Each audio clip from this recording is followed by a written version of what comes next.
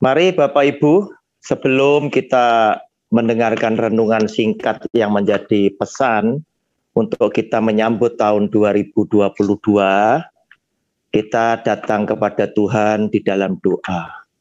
Bapa yang Maha Kasih, Yesus Tuhan kami bersyukur, berterima kasih karena malam yang indah, kami boleh datang untuk menghampiri akan tahta-Mu Tuhan.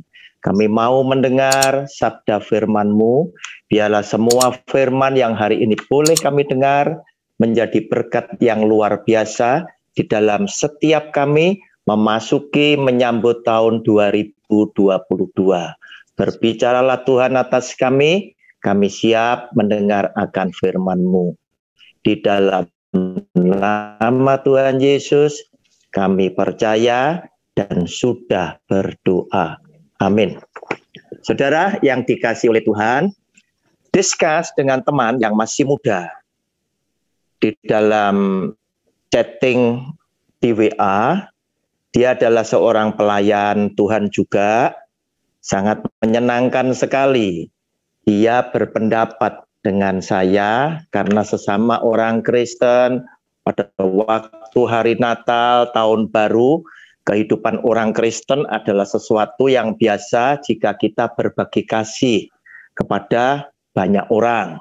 Nah, seputar itulah perbincangan saya dengan sahabat saya yang juga adalah seorang hamba Tuhan. Nah, Bapak Ibu, dia berkata kepada saya, Pak, orang yang suka memberi, itu pasti pemberiannya itu tidak pernah salah sasaran. Sebab apa? Karena pada waktu itu dia membuka pembicaraan, Pak, saya melihat Anda termasuk orang yang suka memberi dengan memotivasi banyak orang. Nah, saya bilang, iya, tetapi terkadang apa yang saya lakukan itu tidak tepat sasaran, salah sasaran. Namun, sahabat saya yang muda berkata, Bapak salah, ya. Orang yang suka memberi pasti tidak pernah salah sasaran. Sebab Tuhan melihat hati Bapak bukan sumbangan atau apa kebaikan yang Bapak lakukan. Sebab kata firman Tuhan, orang yang memberikan dengan sukacita akan diberkati Tuhan. Saya menjawab dengan sederhana. Karena apa? Sahabat ini adalah sahabat yang saya kasih. Saya bilang kepada dia, Dek, Anda masih muda.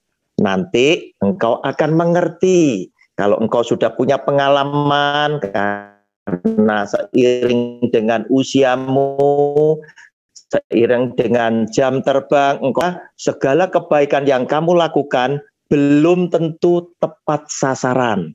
Oleh karena itu, perbincangan ini mengilhami saya untuk saya angkat sebagai salah satu topik ya khotbah saya, pesan memasuki tahun baru 2022 dengan subtema orang yang tahu berterima kasih.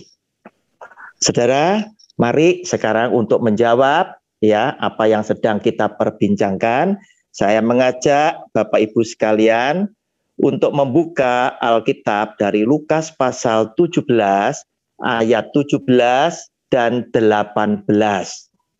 Ini adalah perbuatan baik, pertolongan Tuhan kepada sekelompok orang kusta.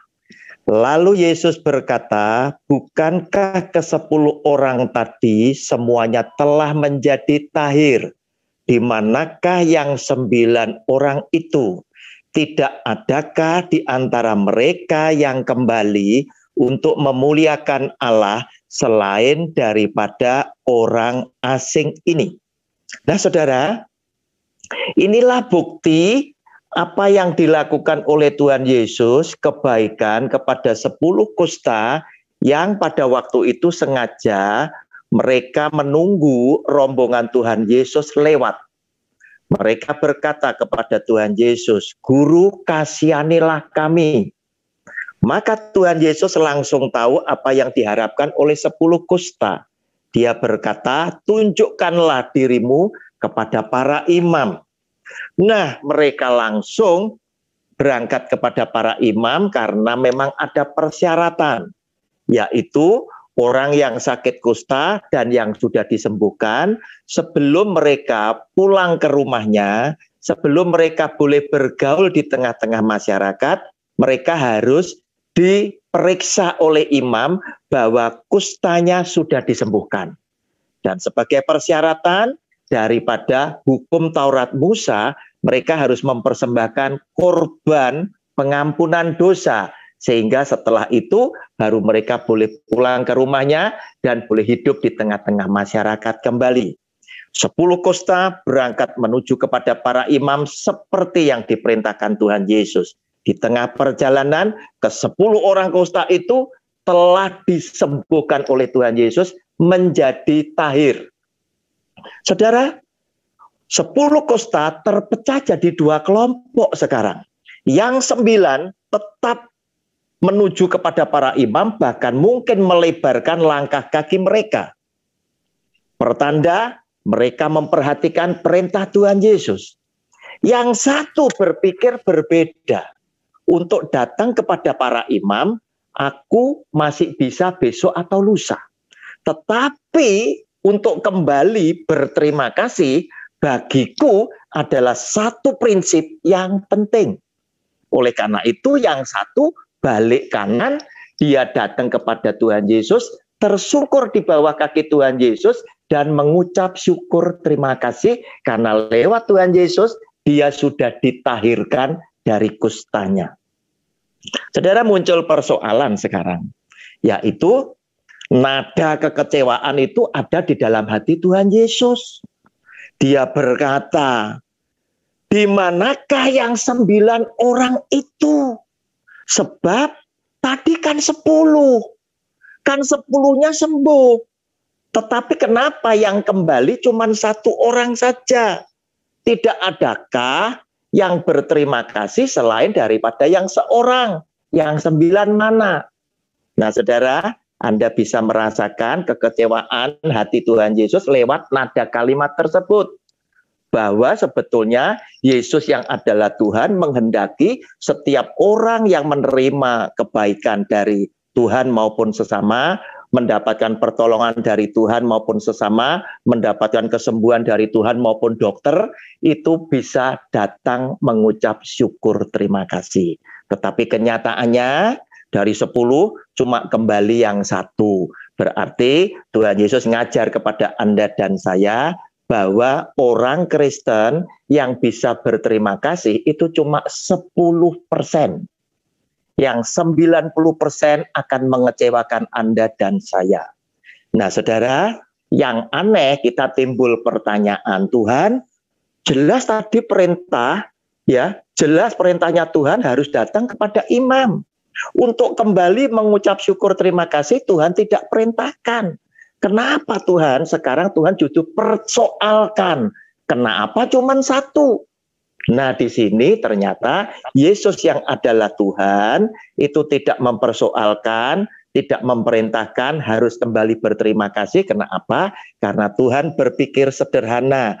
Untuk orang berterima kasih itu soal hati nurani. Jika Anda dan saya punya hati nurani, Anda pasti akan lakukan itu. Sebab apa? Anda masih ingat ketika kita masih kecil atau kita punya anak masih kecil, masih umur 1-2 tahun, setiap kali ketemu dengan tetangga, dengan teman dan lain sebagainya, dikasih permen, kita langsung bilang apa? Ayo nak, bilang sama tante, bilang sama opa, bilang sama oma, terima kasih, terima pakai tangan baik dan lain sebagainya. Nah, saudara, itu soal hati nurani.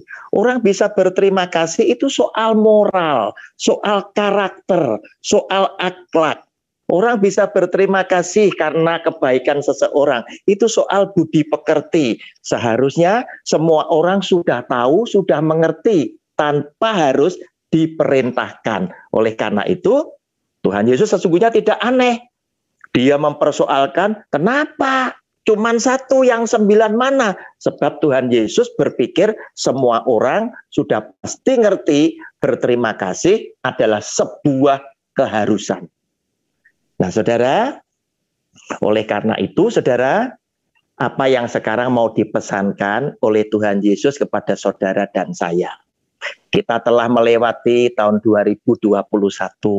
Wajar, wajib hukumnya buat kita berterima kasih kepada Tuhan Yesus karena keluarga kita dilindungi oleh Dia sehingga kita sehat dan selamat sampai hari ini. Dan kita masih juga diberkati dengan berkat-berkat yang di luar pikiran kita sebagai anak-anak Tuhan. Ternyata bisnis anak-anak kita, bisnis kita dibuat oleh Tuhan tetap lancar. Dan kita tetap bisa survive, bahkan Tuhan mungkin memberkati saudara dan saya bisa bertumbuh dan berkembang di tengah-tengah kesulitan secara umum yang terjadi. Kemudian yang berikutnya, kesimpulan untuk para penerima kebaikan dari Tuhan lewat seseorang. Jadilah orang yang tahu berterima kasih, layaknya seperti orang yang punya budi pekerti. Sebab untuk itulah Tuhan berkenan kepada yang satu orang tadi. Sebab apa? Jika orang tidak punya budi pekerti, orang lupa berterima kasih, Tuhan pun juga akan berkata-kata dengan begitu kerasnya, khususnya kepada umat pilihannya yaitu Israel yang Dia tulis di dalam Yesaya pasal 1 ayatnya yang ketiga. Yesaya pasal 1 ayatnya yang ketiga yang berbunyi demikian. Lembu mengenal pemiliknya, tetapi Israel tidak. Keledai mengenal palungan yang disediakan tuannya, tetapi umatku tidak memahaminya. Nah, saudara, Tuhan tidak segan-segan mengkritik dengan pedas orang yang tidak punya budi pekerti, yang tidak bisa berterima kasih kepada Tuhan. Karena Tuhan sudah melakukan kebaikan, Tuhan sudah menolong dia, menyembuhkan, Tuhan sudah mengangkat dia, dan lain sebagainya. Sehingga masyarakat secara umum pun, ya, baik orang Kristen maupun orang di luar sana, itu pun mengandaikan Yesaya pasal 1 ayat yang ketiga itu dengan berkata sedikit agak kasar. Maaf bicara, masyarakat berkata, anjing saja itu mengenal kepada tuannya. Masa manusia yang diperlakukan oleh Tuhan dengan begitu baik, mereka tidak pernah berterima kasih. Saudara, kemudian pesan yang ketiga, untuk yang terakhir, untuk orang-orang yang suka melakukan pemberian kasih, menolong seseorang, meringankan beban orang tertentu, memberikan motivasi kepada orang-orang tertentu, dan lain sebagainya. Saudara, tetaplah engkau lakukan kebaikan. Jangan pernah jemu melakukan kebaikan, walaupun pemberianmu, walaupun pengorbananmu seringkali tidak mendapatkan sesuatu yang kau harapkan, bahkan kekecewaan yang ada di dalam hatimu. Tetap lakukan kebaikanmu dengan penuh semangat dan sukacita, sebab persembahan yang demikianlah yang berkenan di hati Tuhan. Karena Yesus yang adalah Tuhan pun yang sempat mengajar saudara dan saya untuk menjadi bijak, menjadi lebih berhikmat dengan memberikan contoh bahwa dia pun bisa mengalami kekecewaan terhadap 9 orang kusta yang disembuhkan, tetapi dia tetap menunjukkan teladan yang patut saudara dan saya ikuti dan lakukan. Dia tetap melakukan kebaikan, tetap menyembuhkan orang yang sakit, tetap menolong orang yang berbeban berat, tetap memberikan pengampunan dosa kepada orang-orang yang berdosa. Dan lebih daripada itu, kekecewaan dia atas 9 orang kusta tidak menyurutkan tekadnya untuk memberikan korban yang lebih besar lagi. Sampai-sampai dia rela juga naik ke atas kayu salib, menebus dosa umat manusia sedunia. Walaupun pada akhirnya dia pun menghadapi kenyataan yang sama dengan 9 orang kusta yang sudah disembuhkan. Tidak semua orang yang di dunia ini yang diampuni dosanya dengan dia menebus di atas kayu salib, itu mau menerima dan mengakui dia sebagai Sang Juru Selamat. Tetapi teladan inilah yang perlu Bapak, Ibu, dan saya lakukan. Kita tetap mau melakukan seperti yang Kristus sudah buat. Dia tidak pedulikan, walaupun kekecewaan itu akan dia alami lagi. Tetapi dengan tulus ikhlas, dengan hati yang sukacita, kebaikan, pertolongan, pengorbanan Kristus tetap dilakukan kepada setiap orang yang membutuhkan pertolongan. Inilah pesan daripada Tuhan untuk saudara dan saya menyambut tahun 2022 agar supaya senantiasa kita tidak pernah jemu melakukan kebaikan untuk memuliakan Tuhan dan menjadi berkat Tuhan untuk sesama yang lain. Tuhan Yesus memberkati Bapak Ibu sekalian, demikian pula dengan keluarga saya. Amin.